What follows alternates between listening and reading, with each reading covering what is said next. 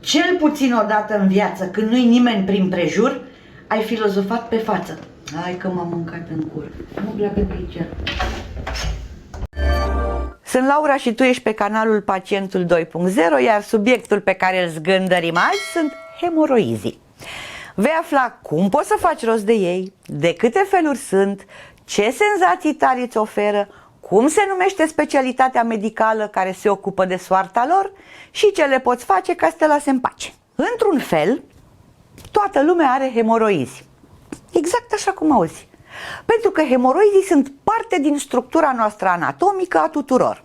De fapt, sunt niște grupuri de vene localizate îndosnic la nivelul peretelui rectului și anusului.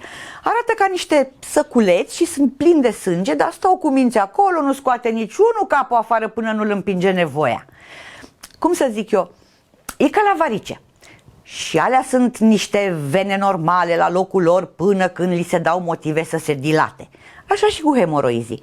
Păi dacă pui presiune pe ei, ce-i vrea să facă? Le ies ochii ca la broască.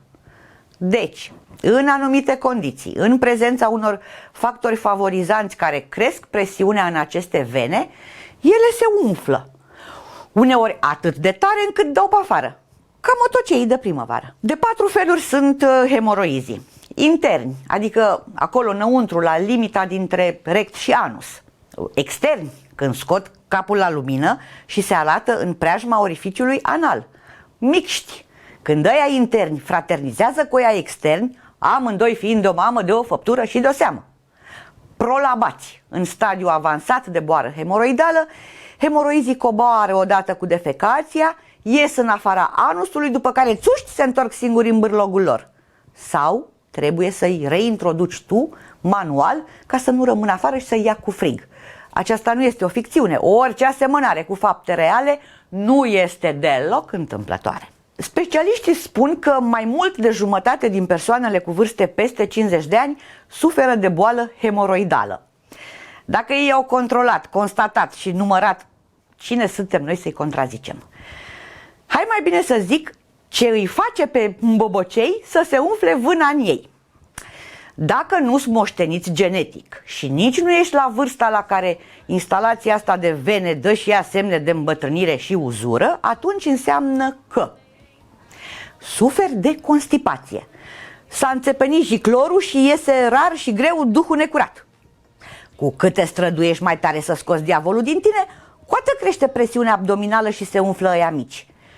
Și dacă suferi de diaree cronică, golirea intensă a intestinelor, care nu le dă pace hemoroizilor și ei toată atâță, precum și folosirea hârtiei igienice de multe ori pe zi, provoacă iritații și îi încurajează pe ăia mici să scoată capul și să întrebe: dar ce se întâmplă, boss, aici? Stai multe ore pe zi înșezut. Dacă ai un serviciu care te ține lipit multe ore de scaun, adică dacă lucrezi la birou sau conduci, sângele din venele regiunii anale nu mai circulă, ci stagnează și venele se inflamează. O altă cauză: petreci mult timp pe tron. O fi baia singurul loc din casă unde ai nițică liniște și te simți suveran. Dar dacă de fiecare dată pui stăpânire pe colac în mod abuziv, să nu te miri dacă într-o zi, supus hemoroizilor, vei deveni. Adică nu mai stai așa de mult la toaletă, că o să ai probleme la rozetă. Ai multe kilograme în plus. Ai adunat kilogram cu kilogram și ai trecut de un chintal. Acum, eu știu dacă zice careva: bă, ce ai de gând? Te-ai îngrășat? Tu îi zici în gând: tena, mă doare în cur. Dar e posibil să ți se împlinească profeția, că atâta presiune pentru hemoroizi e agresiune. Consumi alcool și condimente picante. Din plăcere în plăcere, dosul tributul și-l cere. Vinul țuica și palinca, iutele și caterinca, să le consumi când decizi, nu uita: hemoroizi. Creșterea în greutate din timpul sarcinii și problemele de tranzit intestinal din această perioadă, în special constipația, favorizează frecvent apariția hemoroizilor la gravidele aflate în ultimul trimestru de sarcină. De asemenea, apariția hemoroizilor mai poate fi favorizată de existența unei suferințe a ficatului, hepatită sau steatoză hepatică, adică ficat gras, sau de tratamente cu unele medicamente, cum sunt Antidepresivele, narcoticele sau suplimentele cu fier. Acum înțeleg și eu cum funcționează antidepresivele. Le iei și după aia te doare direct în rect de probleme. Bun așa.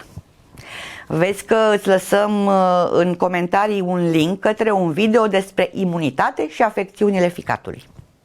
Sunt Laura și tu ești pe canalul Pacientul 2.0. Stai să-ți spună fata ce senzații tari dau hemoroizii, pe ce pocnitor de leacuri se bazau oamenii în trecut și cum se tratează ei de fapt. Și o să-ți mai spun și ce trebuie să faci ca să nu-ți înmugurească durul. Cam ce neplăceri creează hemoroizii? Întâi apar sângerările de la nivelul anusului, fiind observabile pe hârtia igienică sau în vasul de toaletă, în scaun. Va trebui să studiezi corpul delict. Apoi mai este pruritul, adică mâncărimile. Zic că e bine să ai unghiile tăiate scurt. Însoțite de o secreție anală și de o neplăcută senzație de presiune în aceeași zonă.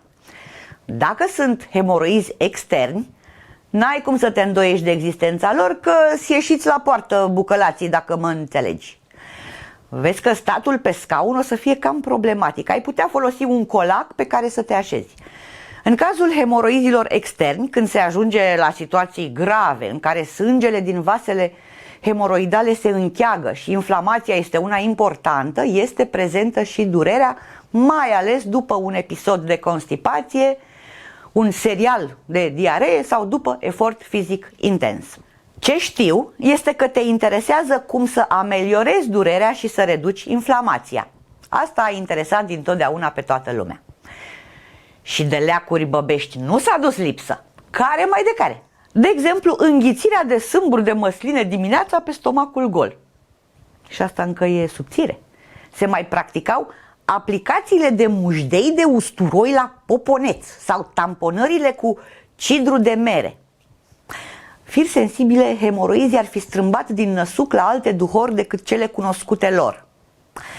Tot o neînțeleasă terapie era cea cu noroiul obținut din amestecul de argilă și apă caldă, pastă cu care se tencuia gura de aerisire. Și alte câteva metode ceva mai light, ca de exemplu statul cu târtița în ligheanul cu ceai de mărul lupului, coada calului sau cine știe ce alte zoologisme din astea, ori băutul de ceai de lumânărică, la nevoie și de clopoțel și de tămâiară. Abordarea profesionistă a hemoroizilor o face proctologul.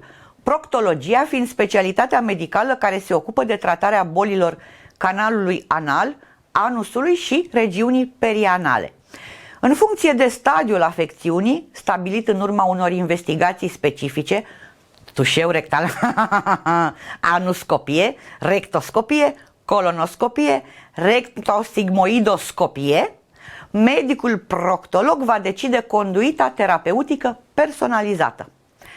Aceasta poate include de la tratamente cu unguente sau supozitoare până la diverse tehnici precum injectarea de substanțe care să cicatrizeze țesutul inflamat, ligaturarea hemoroizilor, adică îi strânge de grumază așa, coagularea în infraroșu sau chiar îndepărtarea chirurgicală, hemoroidectomia. Să li se taie capul!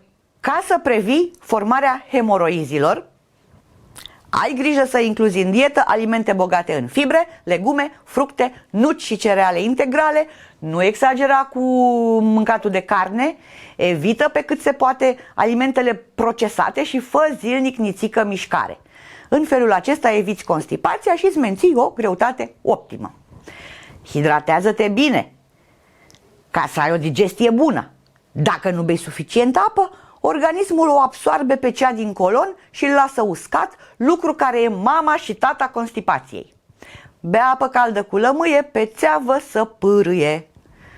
Nu consuma sare în exces pentru că aceasta favorizează retenția de lichide și implicit inflamarea venelor, inclusiv a celor hemoroidale. Nu amâna mersul la toaletă când simți că e puturosul pe conductă. Și nici nu te încorda și te sforța să-l alungi din viața ta. Strădania asta duce la o presiune crescută la nivelul venelor hemoroidale, vai de capul dumitale, ca să nu zic de curul dumitale. Sunt Laura și tu ești pe canalul Pacientul 2.0. Dacă după ce ai urmărit acest video te simți informat și amuzat, te poftesc să devii abonat. dă-i și un share, nu fi chitros, poate cuiva de folos. Dacă are probleme, îndos! Pam, pam!